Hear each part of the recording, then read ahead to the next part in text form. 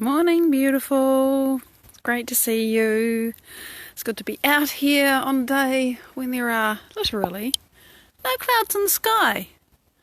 See? No clouds to be seen anywhere. So it's going to be a beautiful late summer day. It isn't officially autumn until we get to... Oh, no, hang on. It is March, isn't it? Yes. It's officially autumn when we get to March. So, lovely to see you, Mike. Just proving to the world that there are no clouds in the sky today. None at all. So there's the 360. And, well, what have we got in the garden? It's late summer, so lots of things are sort of drying off and going to sleep. And that's what they should do. Big parsley plant there, which I actually need to pull out before it really runs to seed. But I haven't had the signal to do that yet. Don't ask me how I know, I just know. And, oh gee, there's too much contrast there. So let's go in and have a look at the nerines, because they're lovely. And we have the pink ones en masse, and you know, you get a bit closer and you realise that they get chewed. But, oh, they're still lovely. I have a plan about how I could possibly stop this, you know, absolute distraction from happening. But it involves being able to do something about it before the flowers open, because once the flowers are open... Oh, that's interesting. I'll just check that I'm not... No, I'm not muted. Is that any better, Mike? I had accidentally turned the microphone down. Yeah, hopefully that's fixed it. So, trying to think of ways to stop the bugs from eating my flowers, but once the flowers are open, any insecticide is going to kill the bees. And bees are kind of important, so, you know, this is really my homage to the bees, the fact that the flowers aren't pristine. I think it's quite important that we look after the insects. And look over here. We have elderberries. And, not so often do they make these beautiful shiny berries. In fact, I've never seen them so big. But it's because, I don't know if you can see it, there you go, down there at the top of the screen now. Those scruffy green things that you can see there's a plastic bottle which I use as a watering can for the hydrangea. But at the bottom of the hydrangea, there are violets that I transplanted from that other part of the garden that I dug up, and I've been watering them, and I think the elderberries are saying, great, we've had water, we'll give you some beautiful luscious berries, and they do taste really nice. I had some yesterday. So, here it is. This is autumn in the garden, and it's so calm today, nothing is moving. It's just beautiful. So, let me just turn this around. Now, you see, there's a reason why I brought a hat out with me, because the sun has come up over the horizon, and it's not so much fun squinting, so I'm going to put the hat on. But before, when I put the hat on, it was like I was in the dark. And in the dark is not really how I prefer to be.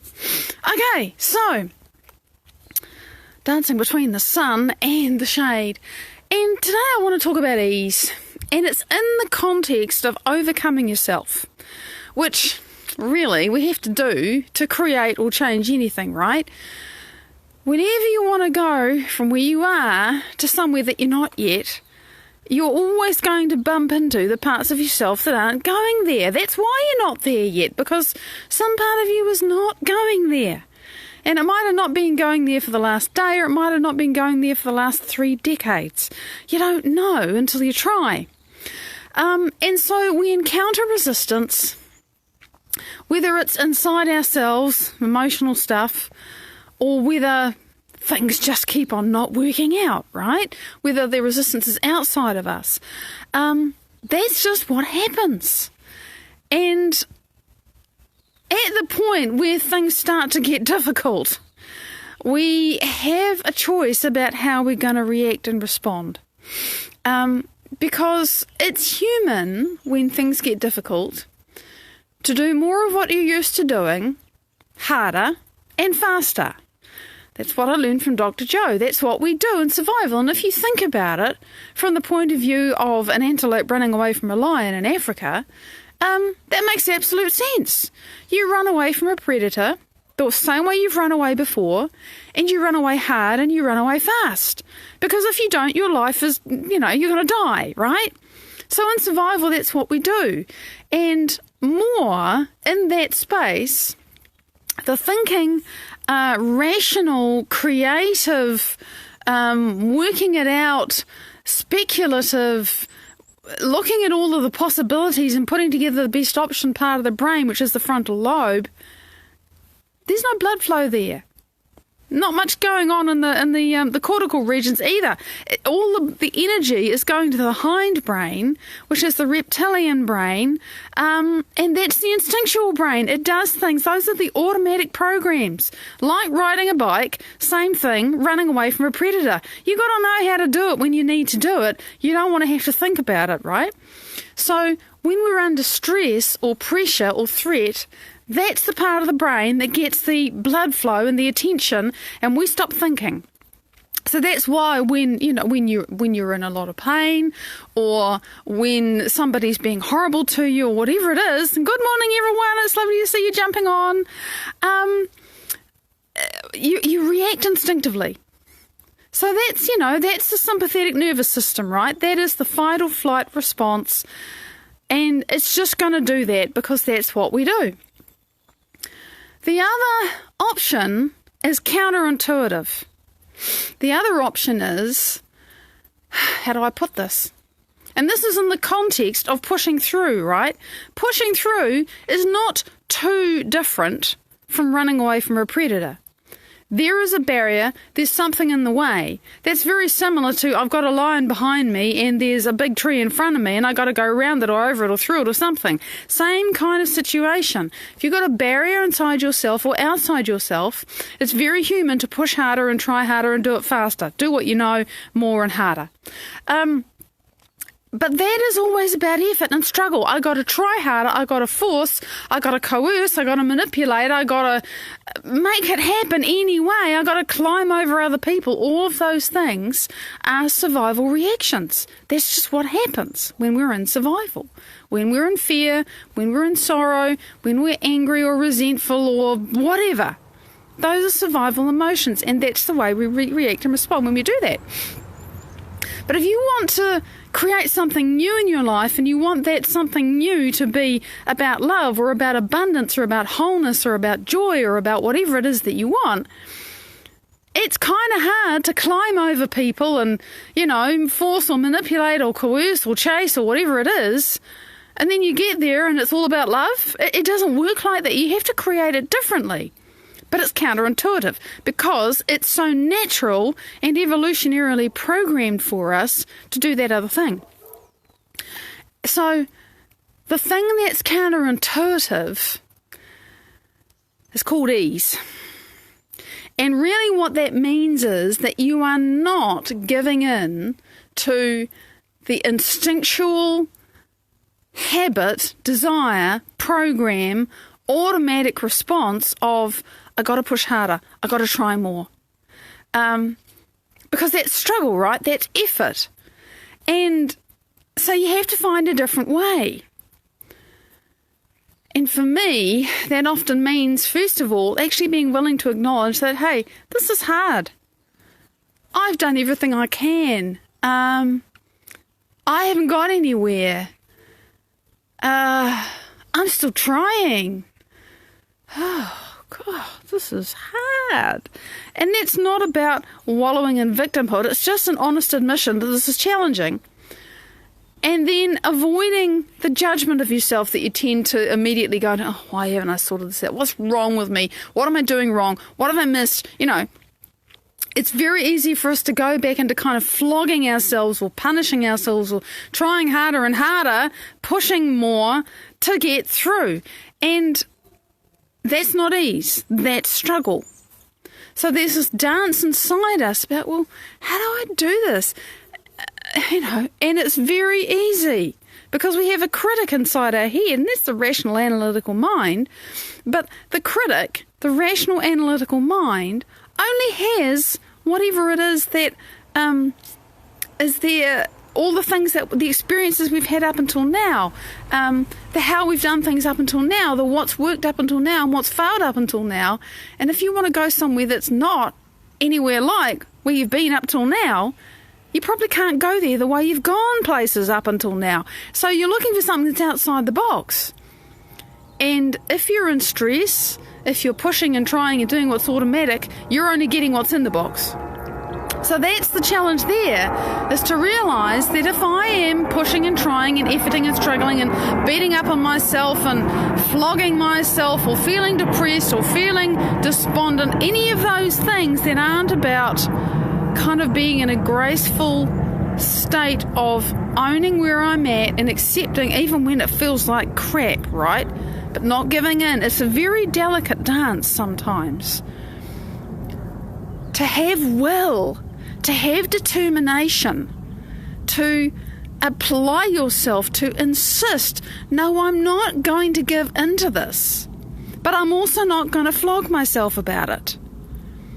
And that's the place that requires more mastery of yourself and more awareness of yourself. You've got to actually start noticing what you're thinking and how you're treating yourself, and whether you are thinking about yourself and treating yourself with love and care and respect and kindness at this time when, maybe you want everybody else to treat you with love and care and respect with kindness because you're beating up on yourself. But actually, you need to take responsibility for that and harness your own inner critic and your inner flogger and say, hang on a minute, this is not creating the experience inside me that's going to fit in the experience that I want to have outside me. I've got to make myself the same so that I'm the piece of the puzzle that fits into that puzzle that I want to be my life. And so you can't work really hard to have a peaceful life. It doesn't work like that. You can't climb over people or, beat people off or whatever it is and then feel great peace and joy when you get where you want to go. It's just not compatible. So, in speaking about ease being our superpower, it's much more, when I say ease, I don't really mean lying on the beach. I mean this thing that I'm kind of struggling to put into words, but hopefully I'm a little bit succeeding. This experience of, I suppose what I do is I really tune into my heart and my gut feeling. Yeah, my gut feeling's good as long as I'm not stressed. If I'm stressed, if I'm in survival, my gut is only going to want to run away. So that's the thing. You only want to listen to your gut when you're calm and clear. Because if you're stressed, your gut is going to be in stress and it's going to say, this is scary, bugger off, right? But my heart... And I've just started reading a book, which is going to be very interesting because, I'm not going to tell you about it till I've read a bit more. But it tells the story of somebody who went into a business deal with someone that they knew and they liked, and this person had been really successful for years, and they were all excited about going to sign the documents. And as they got there, they started feeling nauseated and stressed, and their heart was, and they thought, well, this is fine. I know this person, and they signed the documents, and for the next 4 years, they were sorting out the shit that came as a result of not listening to what their heart was telling them. It's like, this is wrong, this is wrong, this is wrong. There's some stuff I know that you haven't noticed. So I've gotten much better of navigating with my heart intelligence, and it's this balance between my feeling and what I know. And there's no magic formula that I can say, do this and you'll always know what's right. But I have learned that if I just can stop myself from knee-jerking, pause, take a breath, slow down. Most things we don't have to know immediately. Just back off a little bit. Carrie, it's you, honey. Great to see you. It's a practice to be determined, to not quit, to not give up on my future, to not give up on who I'm becoming, and at the same time, not force myself through. Because if I force myself to smile like yesterday, is a very good example. 2 days in a row, my routine's been completely out the window because I've done something different. And on Monday, I went to see someone in hospital, and it was good, and I wanted to be there, and it was a great experience, and lots of good things happened. That's all I'm going to say. Yesterday, I wasn't expected to go and see them, but, I could have gone. And I suddenly realised that about the time that was an option, I thought, I'm stuffed. I've had enough. I need to go home. And I did. Because if I had forced myself through, I wouldn't have really wanted to be there. And what is the point of going to visit anybody if you don't want to be there? So I treated myself with respect. I came home. I had a lot to do when I got home, and I actually had time to do it and to rest and recover myself and sit down and do that fantastic breath that you've realised how good it is, Carrie. The breath that Dr. Joe Dispenza teaches is really good for breaking out of a shitty state. It helped. I was quite incoherent yesterday because I was tired, and there's a lot of emotional stuff bubbling, and I'm dealing with that in the mornings at the moment. In my meditation, it comes up, it goes out, and it's healing my body to release it, but it's work. I was tired yesterday. I respected myself. I did not push through and do what I expected myself to do or what anyone else expected to do, which probably there was no expectation. I did what I knew was right for me. And I think if there is a magic formula, that's the thing, that we have to follow what we really know is true and right for us inside. And sometimes you know that in an instant, and sometimes you really have to sit with it for hours and days and weeks and months. Sometimes you just don't know. And if you don't need to make a decision, you actually have to be willing to stay in that void of not knowing and relax with it, because there are pieces in that puzzle that you are creating in yourself that you haven't recognised yet, but your heart knows. And I have learned to just stop with things. And there's stuff I want to create to build my I don't want to call it a business or an enterprise, whatever it is that I'm building here in Facebook, which needs to, it needs to be huge, not just in Facebook, it needs to be whatever. There's things I want to build, and a little piece comes and I grab it, I write it down, and then, and there's nothing else. And I could force through and put a lot of energy into something that is not going to work, because I'm not the person yet that I need to be to have that happen. And all of the programming in my head that says, oh no, you need to do this, you need to write the copy, you need to promote it, you need to do blah, blah, blah, blah, blah. It's like, no, but I'm not getting the signal from my heart to say, do that. I just don't get it, and I have learned to trust that. Same as that parsley plant that most of you won't have seen. There's a big parsley plant in the garden that's flowering, but not seeded yet, which I will pull out before it seeds, because I don't want a million parsley plants just there. I haven't had the prompt inside me that says, go pull that thing out. Because of course it's good for the soil when there's something growing in it, and there'll be a hole. So, it's right from the small things. The garden's easy because I'm very connected with the plants, and I just get the knowing when it's time to do the mulching or time to prune this thing or do that. It's really, really clear to me. And so, I guess I've learned that. But it's the same in life. If I don't have all the pieces, if I don't get the inner check mark that says, yes, go, do this, this is right for you now, I now won't do it, because I really trust that. And that to me is ease, because I have learned that if I rest in what I know but don't necessarily understand, and I'm willing to trust what I know but don't necessarily understand, and there's whole pieces that my mind can't see how it's going to happen, I've learned that when I trust that, things fall into place perfectly, absolutely perfectly. I can't tell you how perfectly. And it can become apparent years later how perfect it is. And I've had just about enough experience of this now to know that I can trust it. And that to me is ease. When I know that I'm going to be led by everything that's within me, that's connected to everything that's without me, And there's this understanding that I'll be led and that I'm safe and I don't have to push and I don't have to try and I don't have to force myself through my own barriers or anyone else's. Part of that is actually letting go of other people needing to do or be anything that you think they should be for their own good, mind you. Always thought, why would I know anything except the best for them? How the hell would I know what's right for them in the whole of time? In the whole of time, in all their different lifetimes and experiences, how would I dare to know what's right for them? I've got to let go of that too. I've done that recently in a deeper way. So this is ease to me, and it's more and more... It's kind of a picture in my head, but I don't know how to explain what I'm feeling. I'll try anyway. Of course I'll try.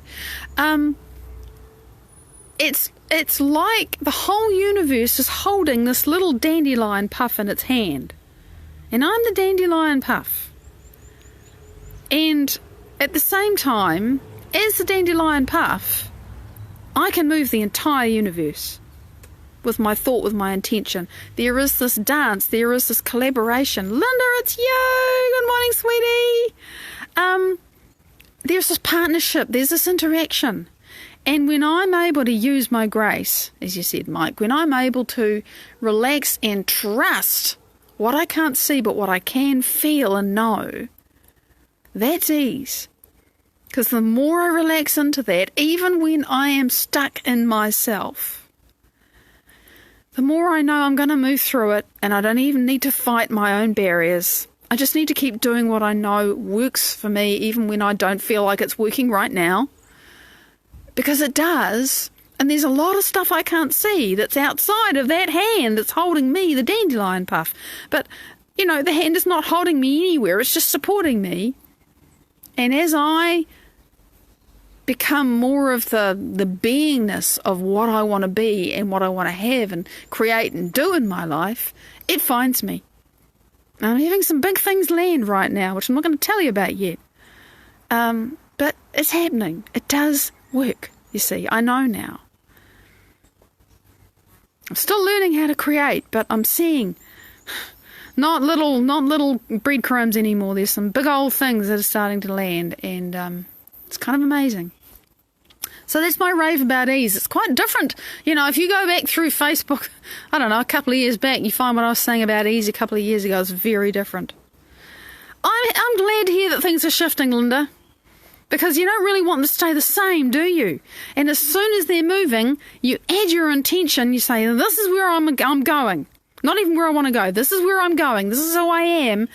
And it's mutable. It shapes itself around you. So I'm delighted that things are shifting for you. Create. We are that powerful. Now, it's Wednesday and it's Tuesday again because I didn't give the update about Sang Marie yesterday because I couldn't. So I'm going to be back in 3.5 hours to tell you what he's doing in the Gambia. And oh my God, it's so interesting. He's out in the wops. Yeah, it's very, very cool. He's puttering around the really rough country on a motorcycle, going to remote villages, doing clinics with 30 people at a time. He's got a great team. He's really enjoying himself. So I'm going to enjoy telling you what he's up to. Until then, much love. Bye-bye.